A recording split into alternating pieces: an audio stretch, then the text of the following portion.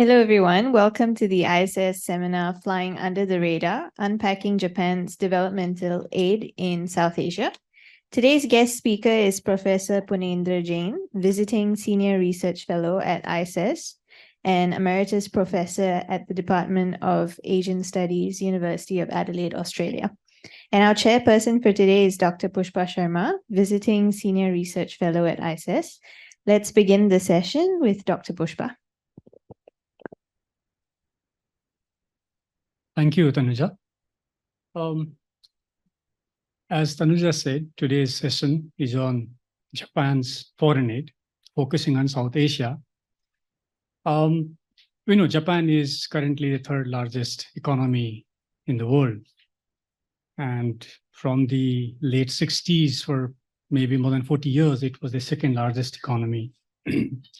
So given its economic size, one of the reasons that Japan was also the top foreign aid donor globally, right? And even today, Japan is still the third largest donor globally in terms of official development assistance, ODA. And Japan's foreign aid has mostly focused on Asia. And South Asian countries also received foreign aid from Southeast starting from the 1950s. In between, this foreign aid receded somewhat in South Asia because China focused more on Southeast Asia. And Professor Jain, in his seminar today, will take us through this journey on Japan's foreign aid to South Asian countries, particularly looking at why Japan was interested in South Asia in the beginning, why it receded in between, and what are the reasons that South Asia is again an attractive destination for Japan in terms of its bilateral foreign aid. So with these words, I hand over to Professor Jain for his presentation based on his ongoing work. And he will present for about 35-40 minutes. After that, we'll open for Q&A. Professor Jain. Thank you, Pushpa, very much. And I would like to acknowledge the Institute, the director, Zia, for hosting me. Second time. This time I thoroughly enjoy my stay here. The first one was in 2022. This is the second one. And last time I gave a talk, so another talk this time. It's always a pleasure to talk to a group of people here on my ongoing research. So this is an ongoing research which I have started this year, looking at Japan's ODA to South Asian countries. I have done some work on Japan and South Asia more generally, but I am focusing more on ODA this time. And as Pushpa already mentioned about Japan's ODA being one of the largest donors in the world, third currently, it used to be top donor. So I think it's important to look at what Japan has been doing in South Asia. Not much work has been done in this area. So that's why the subtitle is Unpacking. So we don't have much knowledge about this thing. And also within South Asian countries, there is not much knowledge and acknowledgement of Japan's contribution to these countries in terms of ODA. This presentation, my research is based on essentially some primary Japanese sources, secondary English language materials, and also lots of interviews which I have done in Japan, in India, in some South Asian countries, and JICA, which is the Japan's main aid agency around the world. Their presence is around the world. I have talked with them in all 6-7 countries in South Asia as to get some ground reports from them. So some of the key points, let's just go through it. So what I want to cover in 35 minutes is firstly Japan-South Asia ties historically. And essentially, historically, these ties have been quite weak, but is getting much stronger in the last 10 years or so. So it's on the right path, right trajectory since 2014 in particular. Even if the ties were weak throughout the 1960s to 1990s, I would argue that aid has been the main connector between Japan and South Asia. because trade, investment, and other as political diplomatic relations were not that strong with South Asian countries. But aid, I would argue, that has been the main connector. And when we talk about aid brings lots of business connections, people-to-people connection, technology, all those kinds of things. So we should not underestimate the role which Japan's foreign aid has played in South Asian countries, of course, in other countries as well, like China or Southeast Asian countries. So this has been a main connector, partly because, as you know, Japan is a non-military state. Because it cannot contribute militarily. So as a compensation, perhaps, Japan has focused more on what you can call civilian or civil engagement, and aid has been one of the main engagement strategies or tools for Japan in the post-war period. So this aid has been driven partly by altruism, developing and least developing countries, which most South Asian states are. Then also is Japan's mercantilist interests, business, investment, trade, all those kinds of stuff. And we should also not forget that Japan has been engaging through its aid because of its own national interests and strategic objectives. So in the case of Japan's South Asia relations, I would argue that the peak, or the first peak, was during the 1950s, and that peak ended almost by the mid-1960s with the first India-Pakistan war. So that was kind of cut-off point where Japan lost interest. And this is not only because something happened in South Asia, but Japan found other attractions elsewhere in Southeast Asia, in East Asia, and so on and so forth. So there was a long period of trough, I would say. But during this trough period, the aid connection continued. So Japan never withdrew its aid connections from South Asia, except in some cases where sanctions were placed on India and Pakistan because of their nuclear actions. So then from the early 2000s, or the first decade of the 2000s, I would argue that this trajectory has been going upwards and still is on that trajectory. I don't think the peak has reached, but it will reach at some stage. So we are witnessing a second round of higher trajectory. When the peak reaches, we don't know, because the trajectory, in my assessment, is going to keep going up. Okay, so I will also answer why this has happened, why Japan is interested in South Asia. Now, some general observations about Japan's aid, ODA, they call it Development Cooperation Partnership. When Japan was defeated, the San Francisco Peace Treaty required Japan to pay reparations to countries where war damages occurred, mainly Southeast Asian countries. But in 1954, Japan also joined the Colombo Plan. And with this Colombo Plan, India and Pakistan in particular, and Sri Lanka, Ceylon then, they became countries of aid for Japan under the Colombo Plan. So Japan joined in early 1960, in the early 1960s, what they call DAC, which is the Development Assistance Committee from OECD.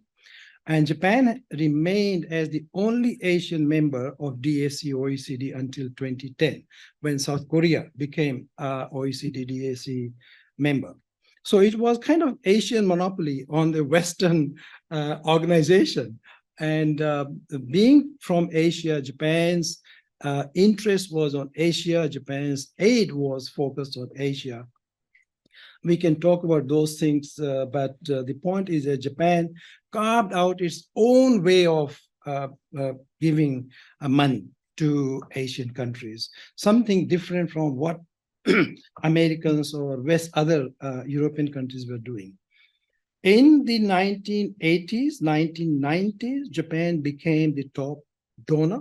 And it was some of these scholars who were analyzing Japan's aid around those times, they called Japan as aid superpower. Through military power, Japan could not be anywhere. So Japan achieved this status through its ODA. Now in 2023, 2024, Japan has been placed as number 3 after the US and Germany. We don't have time, we don't want to go into that, but the way the US allocates its aid is very different from the way Japan allocates its aid. So a lot of American aid goes towards military activities. Japan's almost negligible on any military activities. So also Japan's aid policy has gone through lots of transformations. In the early years, Japan had kind of very ad hoc and opaque policy as to who Japan was aiding, how much, on what. There was not any government documents which one could access to know the data and figures. So, but Japan slowly, gradually, under international criticisms and within Japan, they started to make ODA more opaque, more transparent, and more kind of policy-based. So since 1992, Japan has issued 4 charters: 1992, 2003, 2014, and 2022. 4 charters. So these charters inform Japanese policymakers and also recipients on what basis Japan gives aid and where Japan's aid goes to, and on what basis, what are the principles, what are the policies which Japan would follow in terms of giving aid to developing countries. And as you know, JICA, which is Japan International Cooperation Agency, is a mammoth organization with presence in 140 countries. All 7 countries of South Asia, there is a JICA office. And this is the main agency which implements. They are not policy-making agencies, but they implement Japan's foreign aid. And they are a very rich organization. They have got a lot of money to give away to, and to invest actually more than give away in developing countries. Okay, so key characteristics of Japan's ODA. ODA, Japan gives bilateral as well as multilateral. But the bilateral component is much higher than the multilateral component. But Japan gives lots of aid to United Nations, to the World Bank, and so on and so forth, to other non-governmental organizations as well. Of course, there is no face of Japan when you give aid to multilateral organizations, because no one knows how much money is coming from Japan. So to have Japanese face to aid, Japan carries out this bilateral aid, which is the larger component of this aid. And today, in today's term, Japan's aid goes to Africa, the Middle East, Europe, the South Pacific, Latin America, and the Caribbean, apart from Southeast Asia and other Asian countries. So it's very widespread, if you like. 140 countries are almost covered through Japanese foreign mechanisms. In this aid, what is interesting to note that Japan gives more loans. And these loans are very attractive because this is 30, 40 years term with 0.01 to 0.5 interest rate over a 30-year period. And South Asia, and these loans normally go to build infrastructures in recipient countries. In particular, since 2014-15, with Abe's policy of free and open Indo-Pacific, and the current Prime Minister Kishida, he revised Abe's free and open Indo-Pacific to at the new free and open Indo-Pacific. So instead of 3 pillars, he added another pillar to that free and open Indo-Pacific. And under this, Japan's these foreign policy objectives, South Asia has become quite important in terms of giving aid. So today, South Asia is the top recipient of Japan's aid. Right. So I will show you some of the figures a little bit more, even more than Southeast Asian nations, which was not the case until 2002, 2003. Most aid in Asia was concentrated in China and in Southeast Asian countries, but that picture, the story landscape had changed quite significantly. So Japan and South Asia, a bit of post-war kind of connections between the two. South Asia, of course, at that time, India, Pakistan was created from 1947, so end of World War 45. So India, Pakistan, and Sri Lanka, in essence, they were allied powers, right? So being allied powers, they were invited to the San Francisco Peace Treaty. So Sri Lanka and Pakistan, they participated in the San Francisco Peace Treaty, which was to settle the terms of terms for the end of the war and what Japan should and should not be doing. But India did not participate in the San Francisco Peace Treaty, giving the reasons that this treaty is going to be unequal because the Soviet Union was not invited, China was not invited. So India stood on principles and did not participate. But then 1 year later, India signed a separate peace treaty with Japan in 1952. The point is that there was massive amount of goodwill between Japan and South Asian countries. And when I say South Asian, I'm here in this particular point of time, I'm talking about India, Pakistan, and Sri Lanka or Ceylon in particular. Just to give you an example, the Sri Lankan representative was Mr. J.R. Jayawardene. He was then finance minister. He represented Ceylon in the San Francisco Peace Treaty. He made a very impressive speech, and he quoted the Buddha saying that hatred does not cease by hatred, but by love. So, so his view was that we should show compassion to Japan, even if Japan was a defeated country.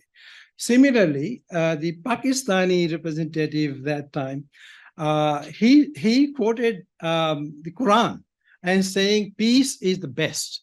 So they were all giving this kind of messages to Japan that, look, we are friends to you. We are here as friends to you, not in this relationship of victor and vanquished relationship. And of course, India gave a very generous term of settlement with Japan in 1952, much, much generous than what the San Francisco Peace Treaty had carved out for Japan. So in this, I call the 1950s as the golden period of the relationship between Japan and South Asia. And this golden period of relationship is manifested India being the first recipient of Japanese yen loans in 1958. Pakistan followed in the early 1960s. And Sri Lanka, around the 1970s, started getting technical cooperation grants.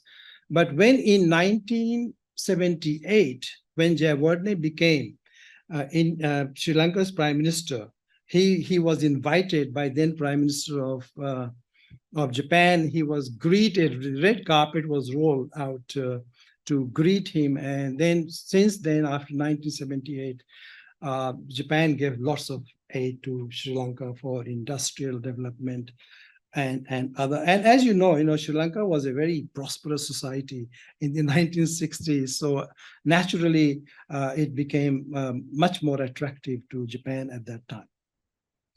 So Bangladesh came on the scene after 1971 because the country did not exist before that. So, but from 1972 onwards, the Japan-Bangladesh story is quite an interesting one.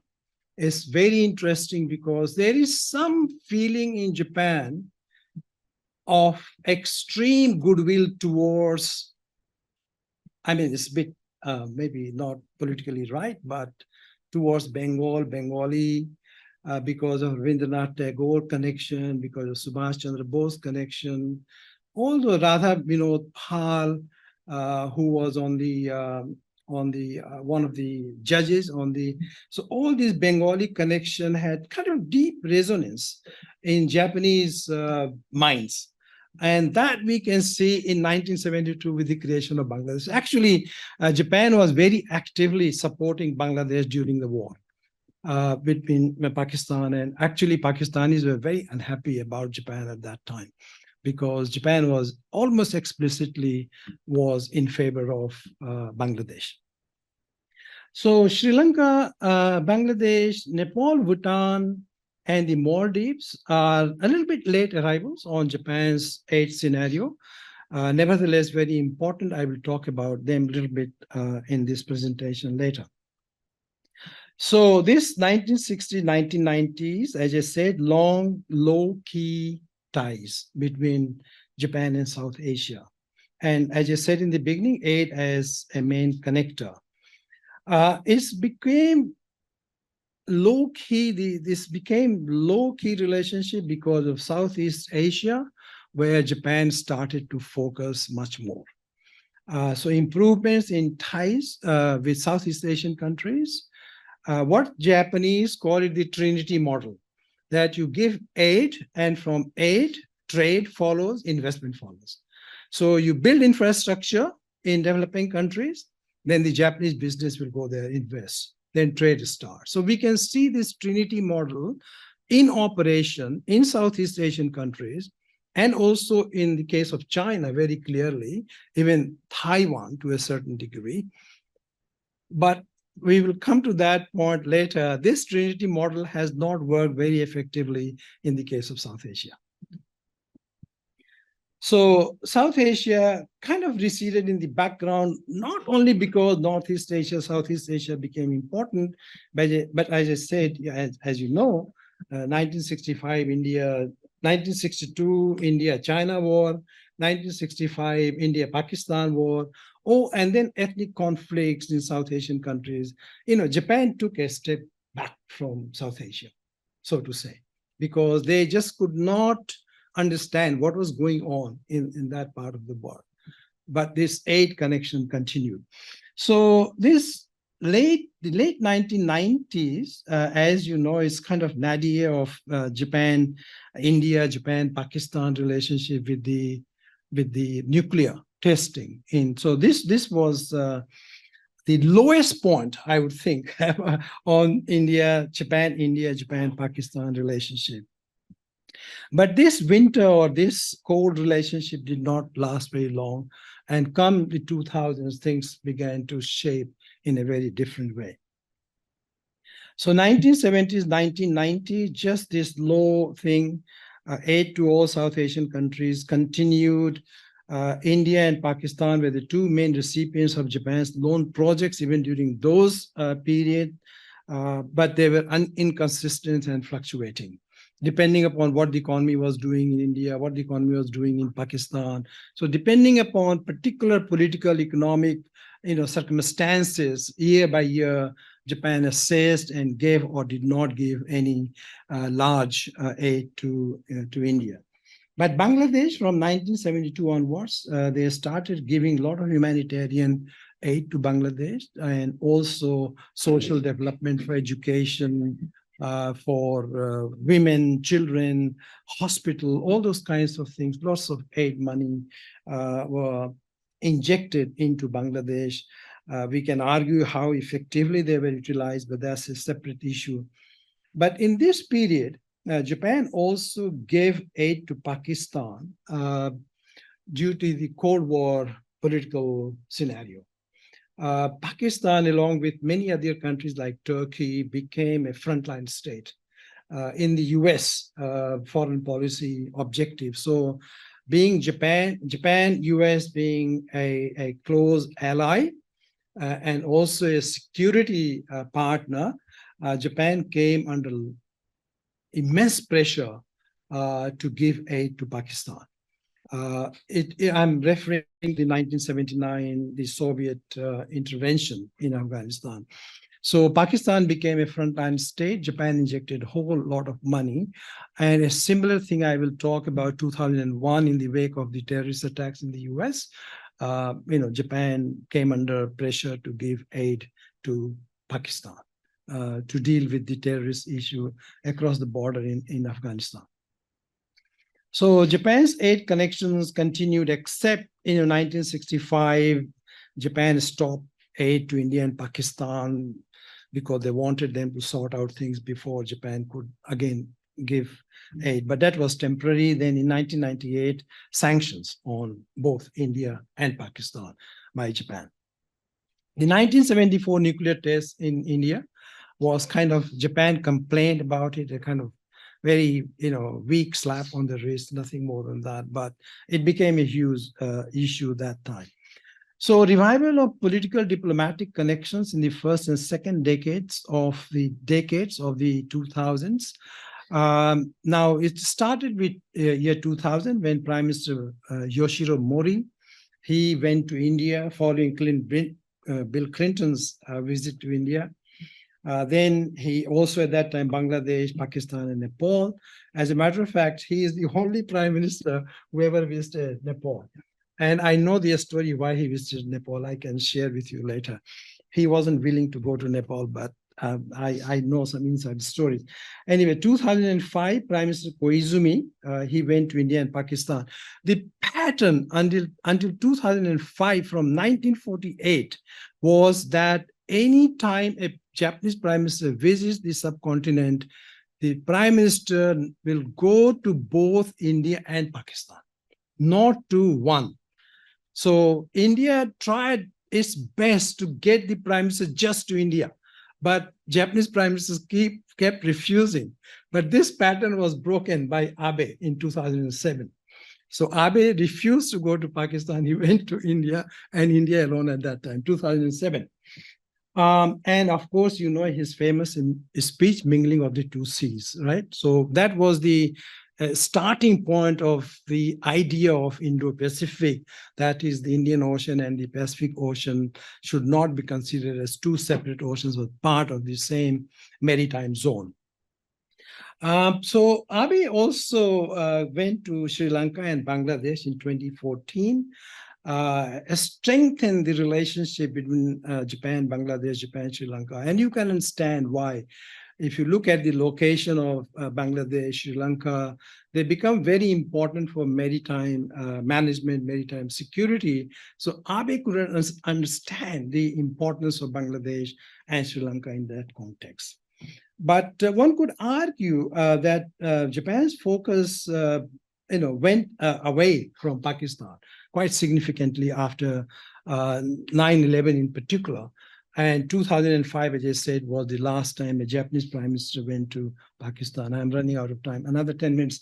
So aid expansion in South Asia, winners and losers. One of the reasons, China graduated from Japan's aid in 2008. So Japan had big chunk of money in its JICA's bank. What to do with that, right? So you have to invest. So one reason that South Asia became attractive, and at that time India had started, economic reforms, things were changing. In Bangladesh, the prime minister, a stable kind of, whatever you call it, a stable government in Bangladesh. So India's focus shifted on South Asia at that time, 2008. This is not to say that focus on Southeast Asia was not there. It continues. Japan also engaged Africa in a big way called TICAD, Tokyo International Conference on African Development, big way. It engages all 54 nations of Africa through that platform. But I would think that India and Bangladesh have been the two major winners in South Asia in terms of Japan's ODA, whereas Pakistan has been a major loser. And I say this, I will show you some figures which will perhaps evidence as evidence why I'm saying this. And it's not because Japan doesn't like Pakistan. It's because of Pakistan's economic condition, because of his political situation, and also Japan does not think Pakistan as being so strategically important for Pakistan, as do India, Bangladesh, and Sri Lanka. So Nepal, Bhutan, and Maldives, they are smaller recipients, very few large infrastructure projects, but Japan has been very consistent aid donors to these smaller countries, including the Maldives. The main thing is here, the goodwill which was created in the early 1950s, that goodwill continues between Japan and South Asia. There are not many opinion polls, but whatever I have seen, always Japan ranks consistently very high in South Asia. And even in Japan, India in particular, and Bangladesh in particular, they rank very highly in their perception index. So I have never heard any criticism of South Asia in Japan, right? I mean, maybe they are so polite that they don't tell me anything, but they always talk about, what's happening in Indonesia, in the Philippines. Sometimes you hear about here and there about politics in India and Bangladesh, but, sense of the goodwill. Now, this is a thing which I want to point out. This is from 2022 programs by Region JICA. And this is South Asian, 8 countries, Afghanistan. JICA includes Afghanistan as part of South Asia. So you can see 987.3 billion, this is yen, in Japanese yen, total value of JICA program in South Asia in 2022. So this is the largest, biggest program, even compared to Southeast Asia and the Pacific. Less like 100 billion less in Southeast Asia. And if you look at Africa, Middle East, or Latin America, very, very small compared to South Asia. So my point that South Asia has become the focus of Japan's foreign aid is very clear from these statistics. Now I have prepared the two charts. One is 2008 to 2014, Japan's aid to South Asian countries. You can see here India is, of course, the bulge of India, 2008, even before that. But the interesting thing is Pakistan is still more than Bangladesh, much more than Bangladesh, right? Especially year 2011, 2012. And Sri Lanka was also in this league, having its economic size, its population size, quite significant aid money to 4 countries, and Nepal being the 5th one. But as we move into the next, this is 2015, 2022 data.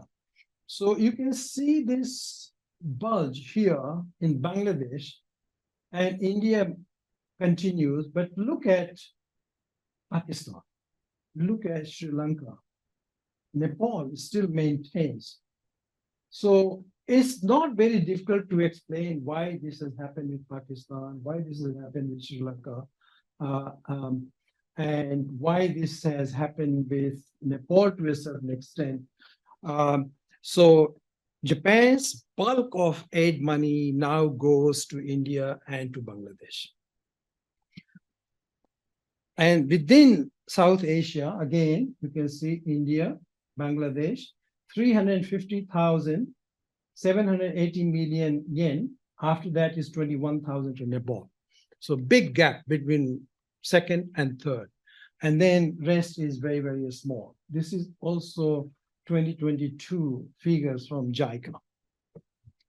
Okay. Now, interesting thing is Japan is trying to put its focus on multi-layered connectivity, especially India's northeast, and connect with Bangladesh and to Myanmar and Southeast Asian countries.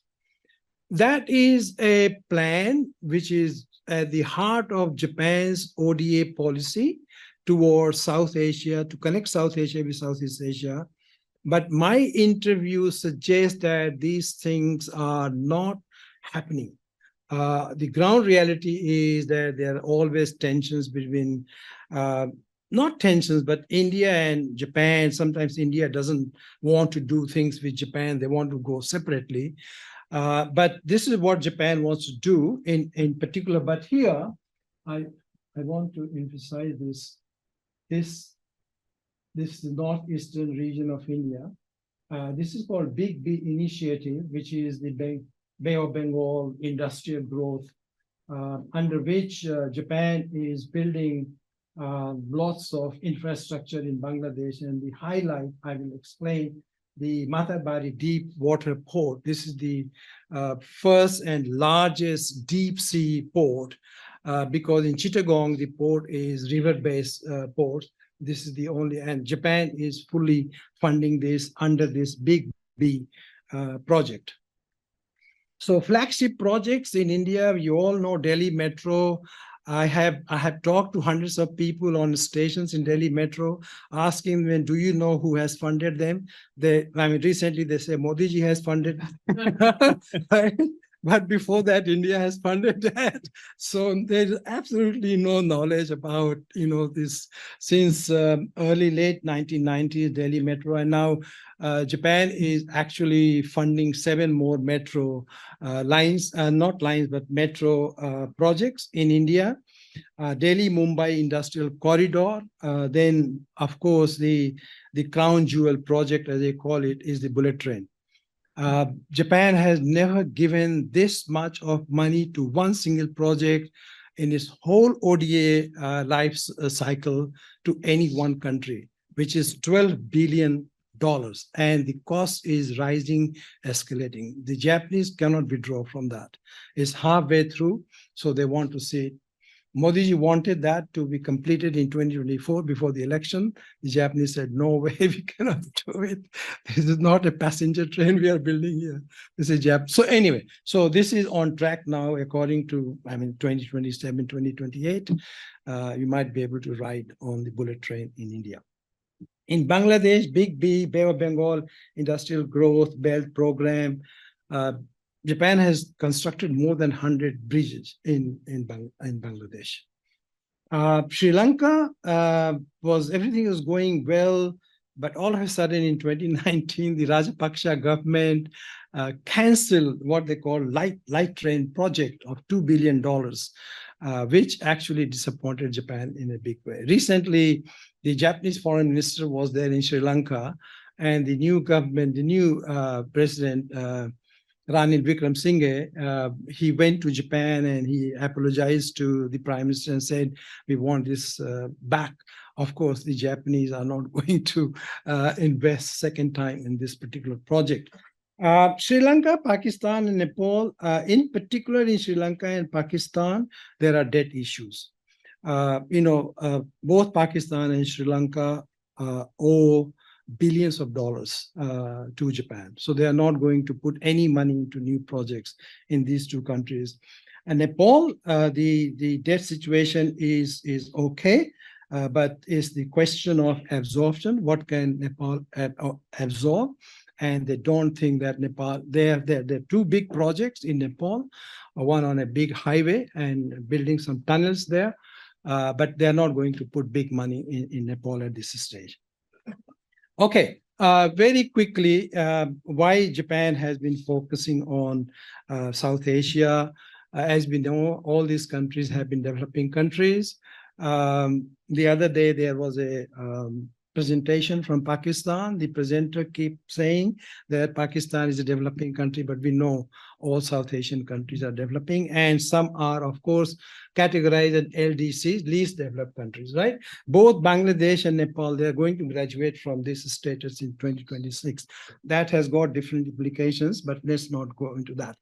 So focus on infrastructure development, capacity building, and then Japan's free and open Indo-Pacific objectives, maritime order, free and open Indo-Pacific. All these things have led Japan to put a lot of emphasis on South Asia, in particular, as I said, India, Bangladesh, and Sri Lanka.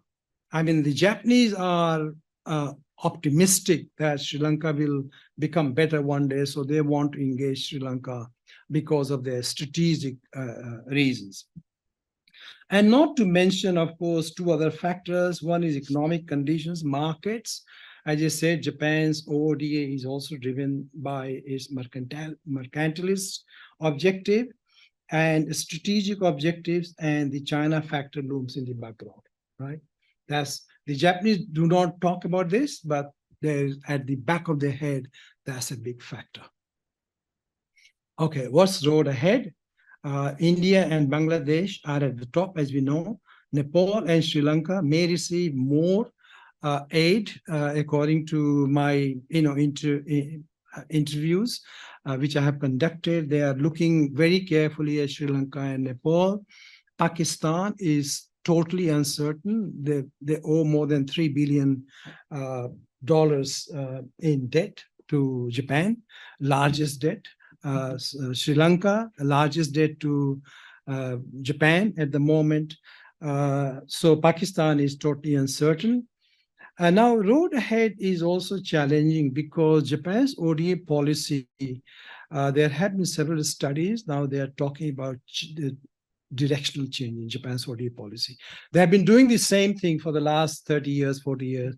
So they want to give a new look to its ODA policy. What it will look like, I'm not sure. Still, there are lots of study groups, academics, politicians, they meet and they are talking about in which direction. The big question also, in my view, is will India graduate from ODA? Like Chinese graduated from ODA in 2008, right? Will India graduate? I want to hear from, I know there are lots of India experts sitting here, foreign policy and stuff. Will it graduate? My assessment is no. I mean, Japan's aid not just brings money to India, it brings connections, not in physical sense, but political, diplomatic connections between India and Japan. Also business. You know, you may not know, may know, that all bullet train projects, procurement under the policy has to come from Japan, because the Japanese government did not allow India to go for open bid and get like train cars or other components from South Korea or from Taiwan.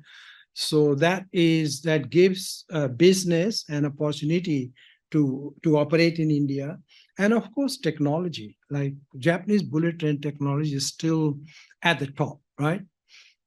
So this technology, I don't think India would have been able to do by itself. So aid is not just about money, aid is about other things. But as I said, my subtitle suggests is this flies under the radar. Very few people know, very little has been written on this, and it's still a lot of work to be done on this area to unpack what's happening in this. I think this is the last one. Okay, thank you. 40 minutes. I'm happy.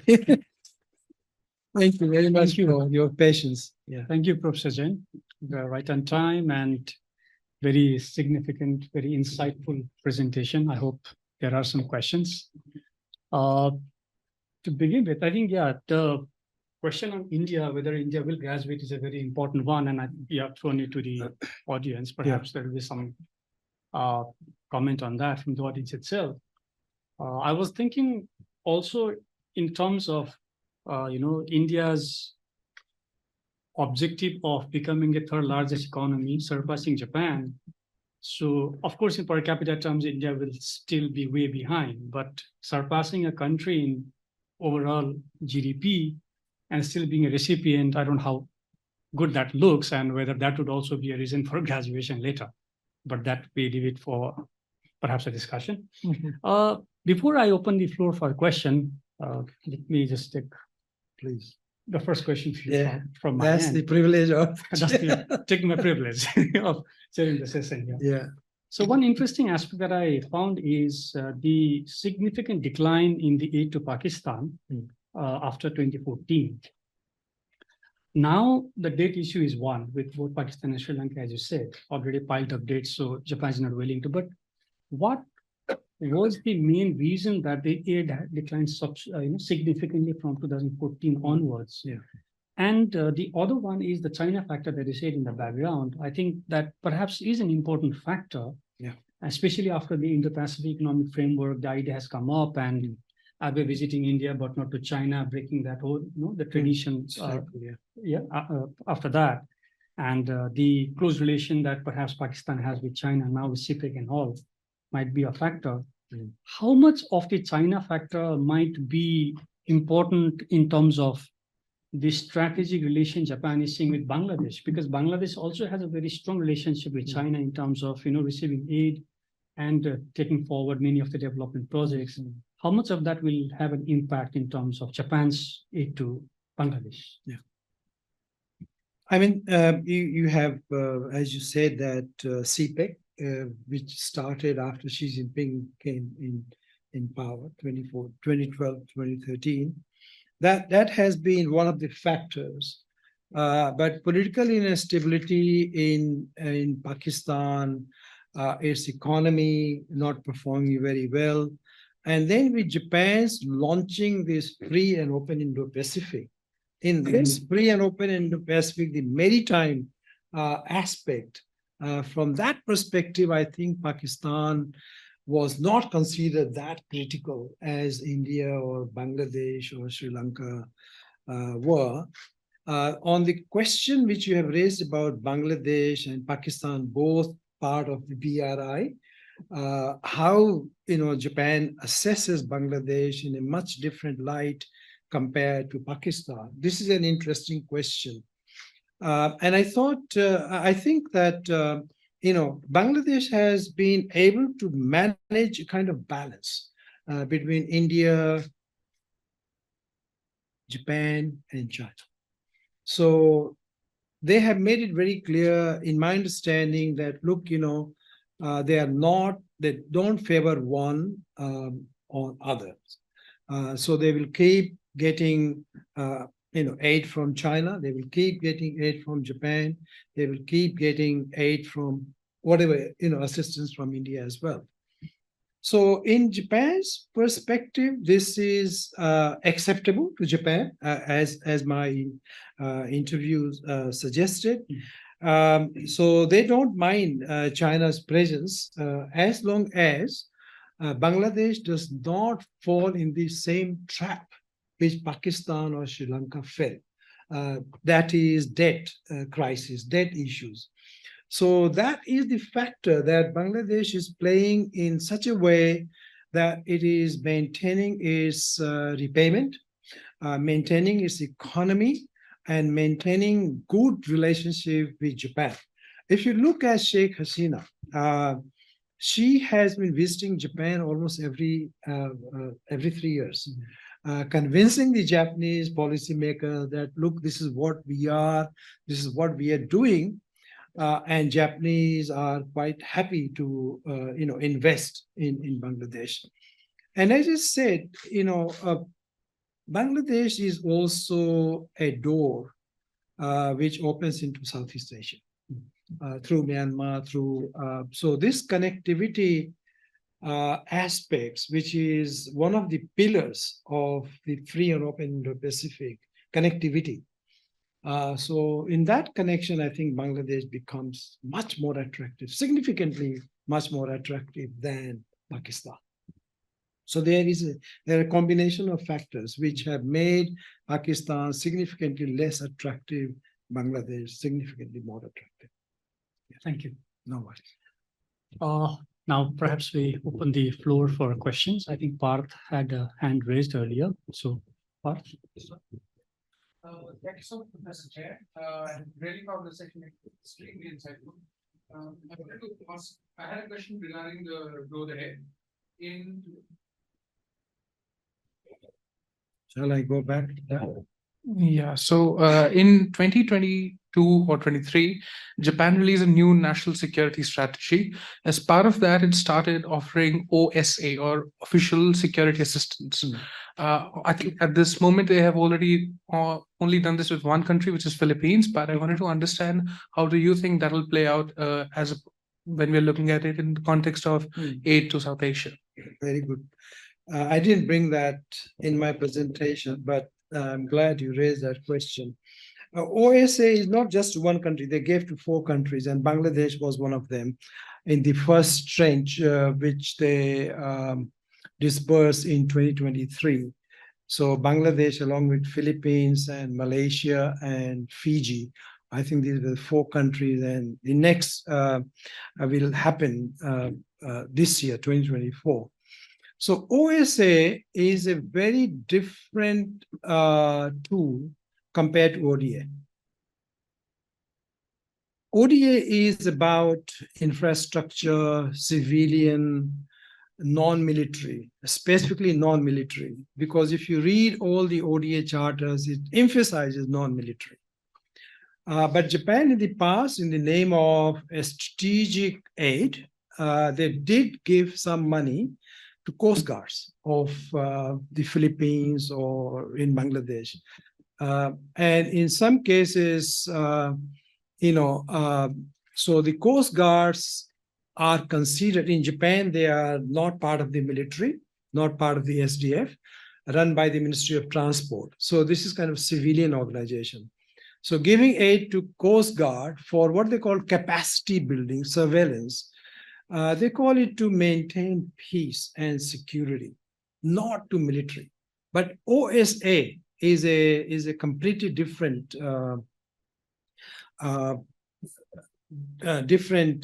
tool. This money is a very small money, actually. Last year, they gave only $20 million altogether. Compared to Japan spends more than $20 billion on aid. This is $20 million.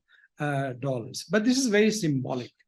And I guess because now Japan is changing its defense and security policy, and Japan wants to spend more money on defense, right? So OSA money coming through the government will be counted towards the defense budget. And this OSA is not managed by JICA. JICA will refuse to do any kind of military activities. So this is administered by the Ministry of Foreign Affairs in Japan. But this is likely to, I know who wrote the policy, I have met that person, interviewed. I think this aspect will slowly, gradually expand, right? But expansion of this necessarily doesn't mean less money for ODA. ODA money comes from it's a very complicated budgetary issue. I don't want to deal with that here, but just the short answer to your question. Yeah.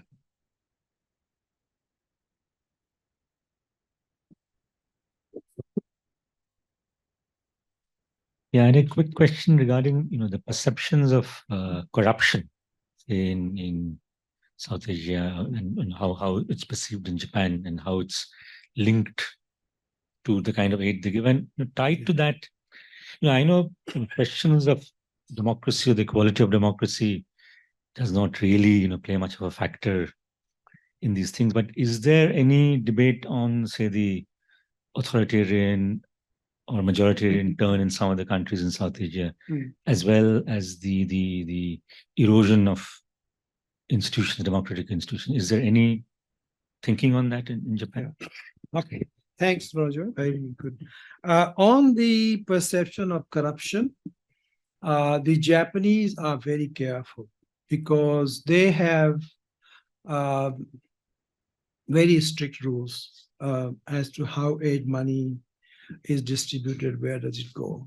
And then they have accountability from their parliament, as well as JICA is very conscious in the recipient countries, how they are using that money, because they burnt their hands prior to 21st century. A lot of money, as I said, it was opaque. A lot of aid money went into the private accounts of President Marcos, for example, in the Philippines, in the bank accounts of Suharto, for example, in Indonesia. And all these things became a huge issue in Japan. Every day, if you look at the 1990s parliamentary debate, in Japan's parliament. Every day there are questions about how Japan was using, when Japan was at the top of the donor list. So that's the reason that Japan went for these charters, and they have very strict rules. So whenever or wherever they smell any corruption, they stop. And there are many cases in South Asia where contractors or government bureaucrats or bureaucrats, politicians have asked for money. So they just withdraw from that kind of situation. And they say, this is not on. So that's how they are dealing. I'm not saying there is no corruption. There may be still happening, but the Japanese are very conscious of this particular point while dealing with recipient countries. On the question of quality of democracy is a good question. It depends where you are looking at. If you look at business in Japan, kind of they question, but they are still looking for business opportunities, right? So there is a bit of kind of keep one eye shut and the other open, because you want to do business in an economy which is growing and likely to grow more. So business. Government has taken a bit neutral stance on this. They are not commenting on this issue. And as a matter of fact, I haven't seen in any questions coming in Parliament about India's democracy. But when it comes to intellectuals and scholars in Japan, they are becoming very, very critical of the Modi government. And actually, I want to write a paper how Japanese academics view India's democracy, which will be a very interesting project. But recently, a friend of mine who has just published a book, came last month, and I saw him in January. He said strategically he wants to publish this book in April, May, at the time of the election. His book is selling like anything, and he has been trolled by lots of Indian social media people. The title of the book is Modification of Indian Democracy. So you can see from the title what he's saying in this book. And he is not the only person. There are many academics in Japan who are questioning India's democracy under Modi. And if you look at their national television debates on Sundays, there are lots of people who talk about India's democracy. They question what's happening. So these words fall into the ears of politicians and policymakers. So they cannot be totally deaf and blind to this thing. So it's there in their head, but they haven't done much about it in terms of their policy output or their connections with India. So if this trend continues, it will become a problem. I mean, one could argue the same thing in Bangladesh, right? Similar thing, right? So, but Japan connections with Bangladesh has been quite strong. So why can we think that it will derail in the case of India if Japan is dealing with Bangladesh with all kinds of corruption, no opposition almost in Bangladesh? But economy is growing. Sheikh Hasina is very much in favor of Japan. She goes and tries to woo Japan. So I think similar thing will happen in the case of India. So they will keep one eye shut and the other bit watchful. But there is strong murmurs. There's strong voices appearing in Japanese academia. Sorry, did I answer your question? Yeah, Viviani. I can go without the mic. Oh, okay. For recording purpose. My God, where does this go?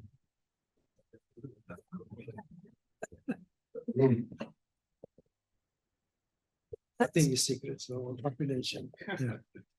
No, so I had three major questions. First was regarding Japan's own economic transition as an economy. It's going through a bit of a volatile period. How do you think that's going to affect the future ODI projects that they take? The second question is that in 2023, as you mentioned, there was a huge change in the Development Assistance Charter. And along with introducing the OSA, they also thought mentioned a little bit about revising ODAs and those reflecting more of Japan's strategic thought. Keeping that in mind, that strategic thought is obviously motivated by increasing Chinese assertiveness in South Asia and Southeast Asia. How do you think Japanese ODA projects are going to? I mean, I want to know how they perceive that and how they think JICA as a tool through its ODA projects can either counterbalance that or act as an alternative. Third, I think, is more related to the infrastructure. What have been the long-term consequences of the infrastructure that have been because of Japanese investments? Have there been any governance issues? Because when we look at BRI, there are a lot of critiques on how it has been built, how it has led to debt traps. And I haven't come across literature that looks at the Japanese infrastructure in a similar manner. So even if they are the better partner to go with, why isn't there more literature that looks at, why they're a better partner, why they're a better alternative? Okay. So those would be more or less my 3 questions. Okay, thanks very much. Just on that point of democracy, another thought ran through my mind. The Japanese government, through its ODA, they had a democracy project that they wanted to promote democracy, but they have withdrawn from that particular narrative. Now they talk about governance. Instead of democracy, governance. So they are more focused on governance, structure, the legal system, the regulatory regime, those kinds of stuff, rather than democracy project. So certainly they are aware that there are some problems, so let's not use that word.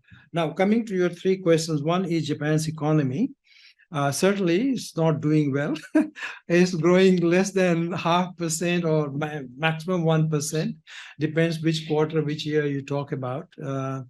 Japan is a mature economy, as we know, fully developed economy, industrial economy, and the population is growing and declining. And innovation is lacking in Japan.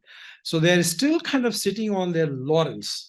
They haven't quite learned how to reform in a big way. So, I mean, if you look at, I'm not an economist, but I keep reading, they say that 1% growth is what Japan will achieve, which is not enough, which somebody mentioned that India will surpass Japan. Who said that? I can't. You said it. That in India will surpass Japan soon, as so Japan will become the 4th largest economy. But that doesn't matter. I mean, that is very political. Anyway, so the question is about how the Japanese economy is going to affect Japan's ODA. That brings me to the complication of this budget. There are 2 types of ODA money. One which comes from the general account of the government, which goes to the Ministry of Foreign Affairs, right? So some of the figures, it didn't include Ministry of Foreign Affairs aid money. And the other is JICA. So this JICA money is, you can imagine a big chunk of money sitting in a bank, and then they invest that money, and then loans are repaid with interest. So they are getting this money. This pool is actually expanding, becoming bigger, right? And then new money comes into that pot. So it actually is a good way of recycling money. And in Japan, interest rate is almost 0, right? So if they are making 0.5% of money from some other country by giving aid, they're doing very well, right? So that's the reason I think this aid, especially infrastructure investment, will continue, even if the Japanese economy slides further. That's my assessment. This is based on, unless the Japanese change their ODA strategy. And that is your second question, where is your question? How it might, change strategically its policy. As I said in my presentation, at the moment, they have got several study groups studying, and they have actually flagged that Japan would like to change direction of its ODA. But in which direction are they going to go? Are they going to stop ODA? I don't think they will. Will they have different kinds of activities from ODA? I can't see which different kinds of activities they're going to do. So I think there will be a bit of, tinkering and some changes on the periphery, not huge major changes was going to happen in ODA. Recently, I read a statement by the foreign minister of Japan, Ms. Kamikawa, and she mentioned about Japan rethinking its aid, but she didn't give any clue which direction does she want to go. Whether she will continue as foreign minister, that's a big question, because Kishida's time is almost. I should not be saying that only. Anyway, so we don't know how long this government is going to continue, but the party, the LDP, will continue. So there will be continuity in their policy. They are not going to. The prime ministers in Japan come and go, foreign ministers in Japan come and go very often, but policy differences are not that significant because the same political party keeps ruling Japan. The third thing about quality infrastructure, long-term consequences, Japan says itself as a quality infrastructure provider, right? So the term quality, which kind of they try to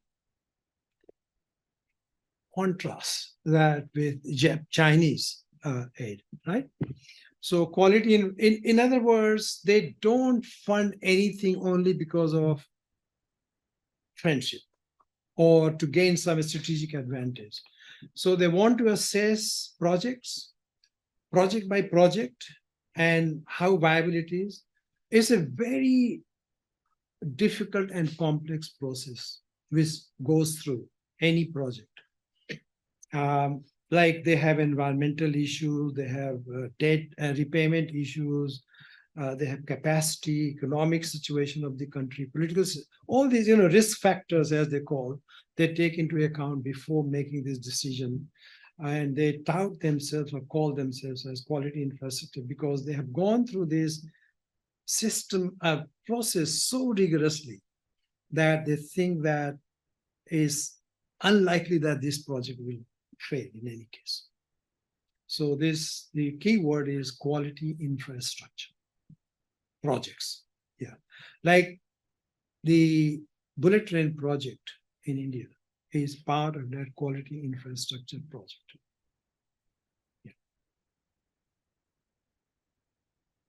Yeah. You have other? Okay. So any more questions? No, you have. Yeah, but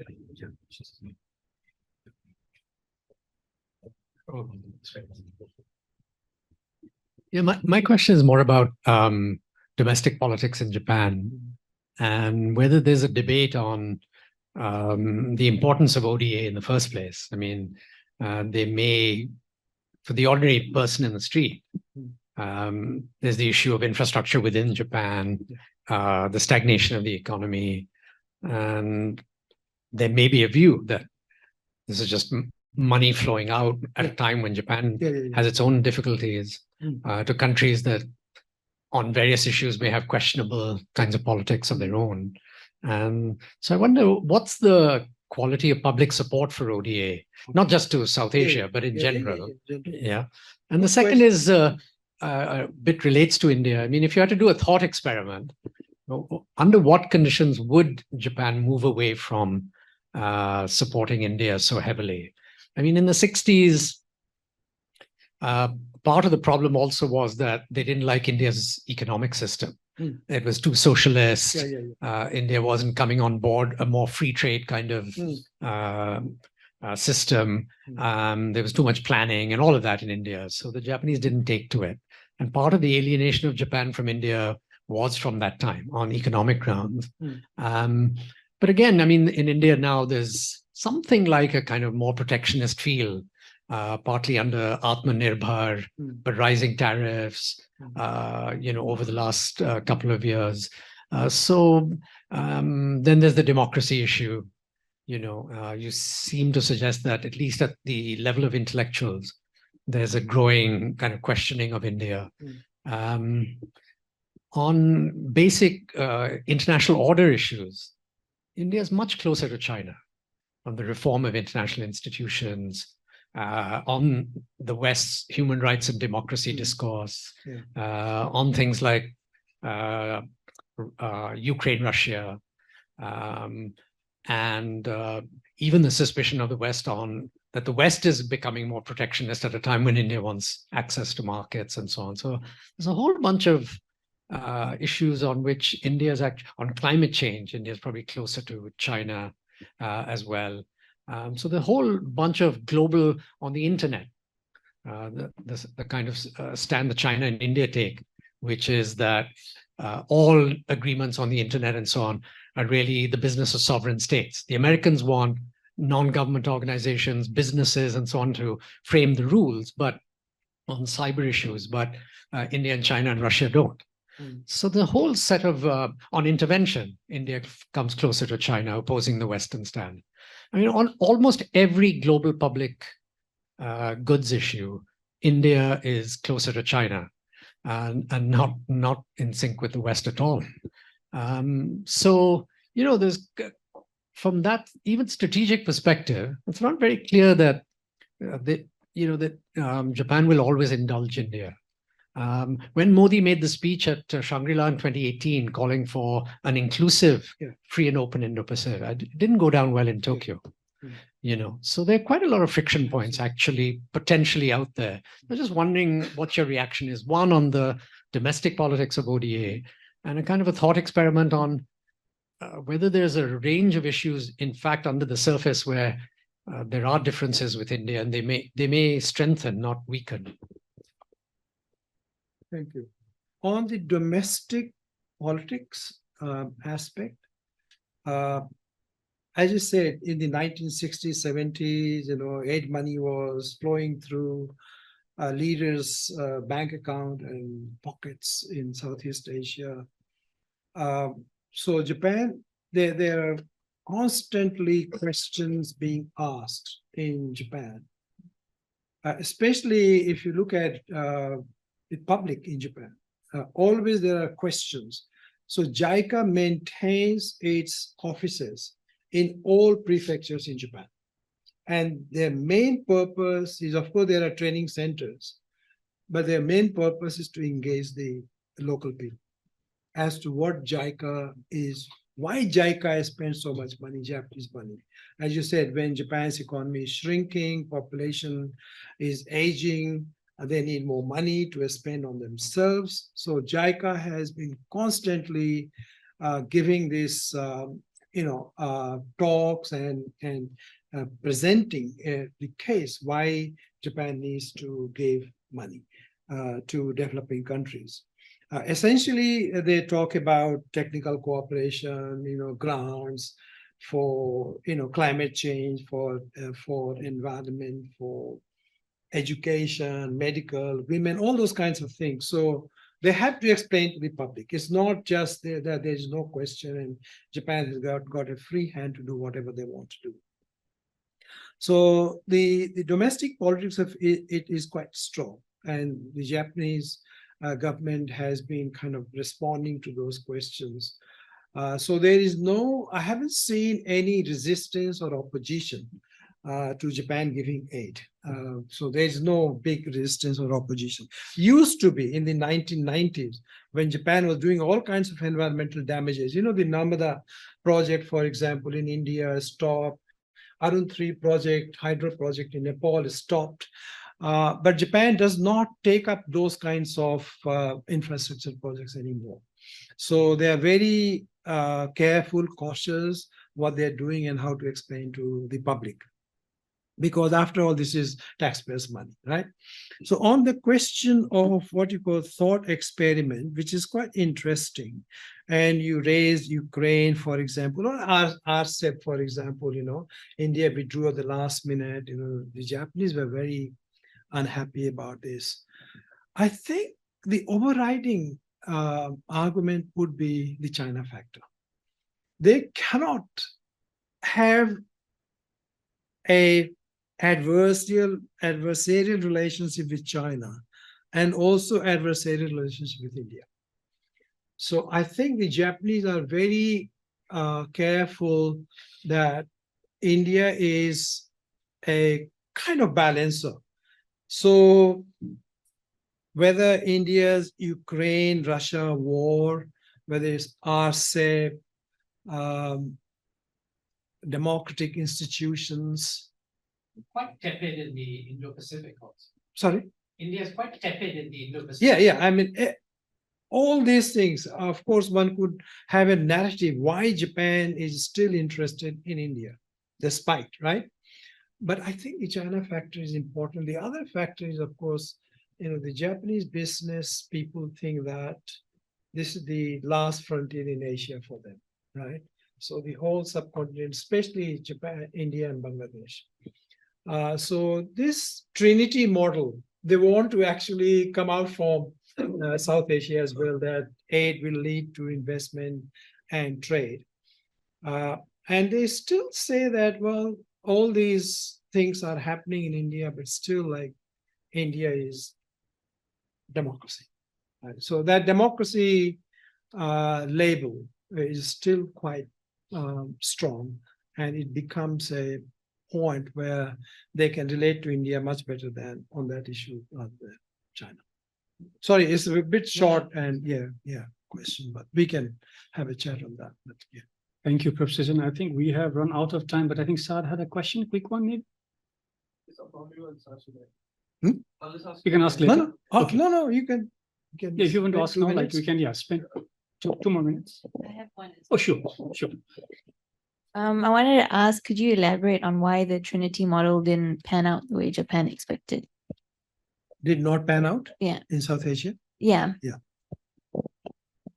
Maybe, you can also ask. Yeah, so I just had two quick questions. The first one was in terms of who received aid, or how much aid was given, or in what sectors, was Japan ever influenced by, like, say, America in that aspect? And secondly, has Afghanistan ever been on the radar in terms of receiving aid, or currently as well? Is there any kind of sense that they might receive something in the future? Yeah. Okay. Just on that question, why the Trinity model hasn't worked in South Asia. Trade and investment, they are business to business relationship, whereas aid is government to government relationship. So in the case of India, the government to government relationship has worked and prospered, but somehow business to business relationship has not worked and prospered. But my argument was that aid leads to investment and trade. But that thing has not happened because the market conditions, the infrastructure situation in South Asia. So business people don't find still India attractive enough or Bangladesh attractive enough to put lots of money. I'm not saying that nothing has happened. There's a lot of things are happening. Investment of India of Japan in India has gone up. Investment in Bangladesh has gone up. If you look at the garment industry, for example, in Bangladesh, you might know Uniqlo, everyone wears Uniqlo. I mean, most of now Uniqlo production is done in Bangladesh. They have got a big establishment in Bangladesh. So things are happening, but it hasn't happened in the same way as we saw in the case of China in the 1980s, 1990s, or as we saw in the case of, say, Indonesia, Malaysia, Singapore in the same 80s, 90s. But it might happen, it may not happen. So a model can work in a particular setting, and that model may not work in another setting. So we have to wait and see what happens. But at the moment, it's not at par with Southeast Asia or China when we look at India or Bangladesh because of business climate, business environment, risk factors, their assessment. And still business people in Japan, they want to invest in Southeast Asia and China with all these problems rather than in India, or that's their comfort zone. Business people in Japan has their comfort zone in East Asia and Southeast Asia, but their comfort, they don't want to come out of this, they want to remain in that cotton wool unless somebody forces them to come out from that. So the Japanese government is trying their best to give aid, build infrastructure, build market conditions for the Japanese business people to go into those markets. Now, the question about who received aid, of course, Afghanistan has been receiving aid from Japan for a long time. And part of Japan's aid to Pakistan has been to deal with the cross-border terrorism. So actually, I said that JICA has 8 countries included in its South Asia program. Afghanistan is one of them. I did not take into account Afghanistan because the Ministry of Foreign Affairs in Japan defines South Asia as those 7 countries, not Afghanistan as part of South Asia. So I followed the Ministry of Foreign Affairs definition. But certainly, yeah, aid goes to Afghanistan. Aid, as I said, 140 countries Japan gives aid to. So, Japan, I should not be saying, but in the 1970s, 80s, it supported Mujahideen in Afghanistan because following the Americans. I'm not suggesting Japan always follows the US, but in many cases, it has to, it must. There is no option. When there are options, Japan tries to carve out its own path. And it has done in the case of aid, because most European countries and US, they don't spend a lot of money, aid money in infrastructure or loans. And this is typically Japan way, Japanese model, which has been adopted by China, South Korea, Taiwan, to put more money into as loans rather than in grants and in aid. Yeah. So many times.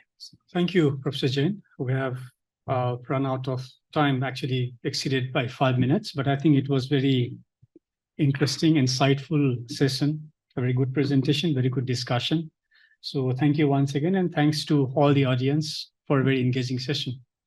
We'll hope to see you. Thank you very again much next time. for your Thank you. time and questions. Enjoyed it. Thank you very much. Thank you, Chair. Thank you so much.